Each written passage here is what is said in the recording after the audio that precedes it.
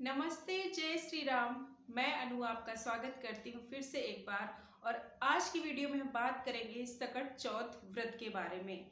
तो सकट चौथ का व्रत कब रखा जाएगा, 6 या 7 जनवरी को, क्योंकि दोनों दिन ही चतुर्थी तिथि है लेकिन दोनों दिन उदया तिथि नहीं है। व्रत कैसे करना है, चंद्रमा की पूजा कैसे करनी है, इत्यादि सारी बातें हम जान लेंगे हम इस वीडियो में। तो चलिए शुरुआत करते हैं। संकष्ट चतुर्थी, जिसे तिल चौथ या फिर माघ चौथ इत्यादि नामों से जाना जाता है, और यह व्रत माताएं जो है अपनी संतान की दीर्घायु, सुख, समृद्धि और अपने परिवार के खुशहाली के लिए यह व्रत रखती हैं। और यह जो है माघ के महीने की चतुर्थी तिथि को आता है। तो इस बार जो है 2026 में ये 2026 का पहला व्रत है जो कि रखा जाएगा। तो यहाँ पर चतुर्थी तिथि की शुरुआत होगी 6 जनवरी दिन मंगलवार को सुबह में 8 बजे से, यानी 8:01 से, और इसका समापन होगा 7 जनवरी को सुबह में 6:52 पर। दोनों ही दिन चतुर्थी तिथि है लेकिन उदया तिथि नहीं है। तो किस दिन व्रत रखें, इसी बात का इस बार सबको संशय है, 6 या 7 जनवरी को। तो मैं आपको बता दूं कि जो संकष्ट चतुर्थी यानी तिल चौथ का व्रत है, उसमें जो पूजा की जाती है वो होती है चंद्रमा की। और चंद्रमा यहाँ पर अरब होगा 6 जनवरी की शाम को, यानी जब 6 जनवरी की शाम होगी उस समय चतुर्थी भी होगी और उसी समय चंद्रमा का पूजन किया जाएगा। इसीलिए यह व्रत यानी सकट चौथ या तिल चौथ का व्रत है वो रखा जाएगा 6 जनवरी दिन मंगलवार को। तो चलिए अब आगे जानते हैं। हमने जान लिया कि 6 जनवरी को व्रत रखा जाएगा। अब व्रत आपको कैसे रखना है, तो यहाँ पर इस बार जो है व्रत रखने के लिए आप जो लोग भी, या कुछ राज्यों में व्रत रखा जाता है चतुर्थी का, तो इस व्रत को रखने के लिए आपको क्या करना है। सर्वप्रथम सुबह में जल्दी उठकर स्नान ध्यान करके स्वच्छ वस्त्र धारण करने हैं। इसकी पूजा करने का हर राज्य में एक अलग अलग विधान, तरीका, रीति रिवाज है। सभी के यहाँ थोड़ी सी पूजा करने का विधियों का अलग अलग तरीका होता है, लेकिन सबका जो उद्देश्य होता है वही एक होता है। तो चलिए उस तरीके से हमको पूजा स्नान करके आदि स्वच्छ वस्त्र धारण करनी है, और मंदिर में जैसे हम रोज पूजा करते हैं उसी तरह पहले पूजा करनी है और व्रत का संकल्प लेना है। तो यह जो व्रत है चौथ का वो रखा जाता है निर्जल, यानी शाम की पूजा करने के बाद ही व्रत का पारण किया जाता है, जिसमें कि आप अन्न फिर भी नहीं खाते, सिर्फ फलाहारी लेते हैं। अगले दिन ही इसका पारण किया जाता है।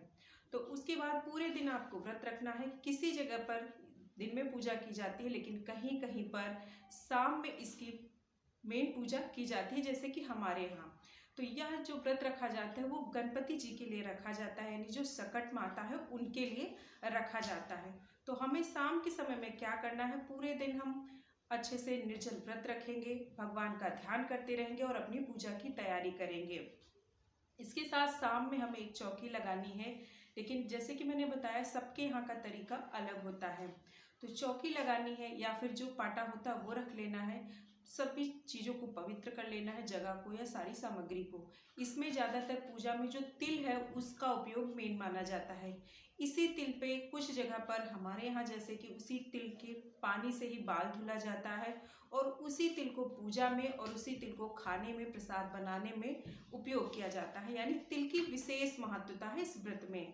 तो उस पर हम चौक बनाएंगे, जो काला तिल आता है उससे हम चौक बनाते हैं। और चौक बनाने के बाद यहाँ पर हम गणपति जी को विराजमान करते हैं। आप चाहे तो मूर्ति रख ले या फिर फोटो, या फिर सुपारी में भी आप गणपति जी को विराजमान कर सकते हैं। साथ में आप गौरी माँ को विराजमान करेंगे और विधिवत उनकी फिर हमें विराजमान करके, यानी जल, आचमन, पुष्प, फूल, दूर्वा, अक्षत, तिल, धूप, दीप इत्यादि सारी सामग्रियों से हमें पूजा करनी है।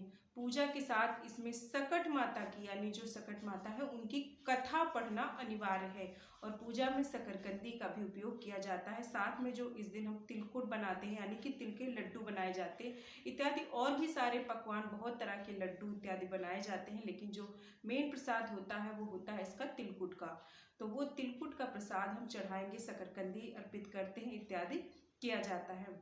इस तरीके से हम कथा पढ़ते हैं, इत्यादि आरती करके हमको पूजा पूरी करते हैं।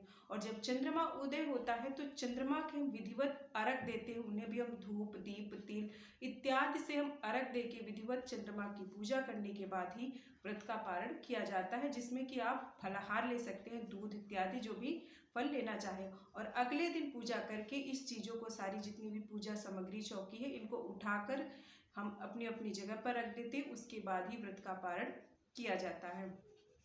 जैसे कि अलग अलग जगह पर अलग अलग रीतियाँ हैं। जैसे कि मैंने बताया, कुछ जगह पर इसी दिन यानी तिल चौथ के दिन यानी जो बलि का विधान होता है, जो कि कोई मतलब खाने की चीज़ों की, जैसे कि ये जो लाई वगैरह है, तिलकुट, इन्हीं चीज़ों से एक बलि का एक चित्र बनाया जाता है, जो कि होता है बकरे का, और उसी को बनाकर उसको काटा जाता है, जो एक किसी प्रतीक होता है तिलकुट का, और उसे कन्या को या ब्राह्मण को दे दिया जाता है और बाकी जो बचता है उसे घर परिवार में इस्तेमाल किया जाता है। तो कुछ जगह पर जैसे यूपी बिहार, इन जगह पर ये सारी चीज़ों का विधान है। तो ये सारी चीज़ें जो कुछ है, थोड़ी छोटी मोटी जो रीति रिवाज है, वो आप अपने यहाँ के अनुसार करें। बाकी जो पूजा है वो सभी की एक जैसी होती है। तो इस तरीके से हमें सकट चौथ का व्रत रखना है। तो चलिए जान लिया हमने कि व्रत आपको कब रखना है और किस तरीके से पूजा करनी है और व्रत का पारण करना है। व्रत का पारण करने से पहले जो आपने पूजा करी है उसको आप सारी चीज़ों को अपने यथास्थान कर देंगे, उसके बाद ही व्रत का पारण करेंगे। उम्मीद है जानकारी पसंद आई होगी तो लाइक सब्सक्राइब कीजिएगा। मिलते हैं किसी और नेक्स्ट वीडियो में, तब तक के लिए जय श्री राम।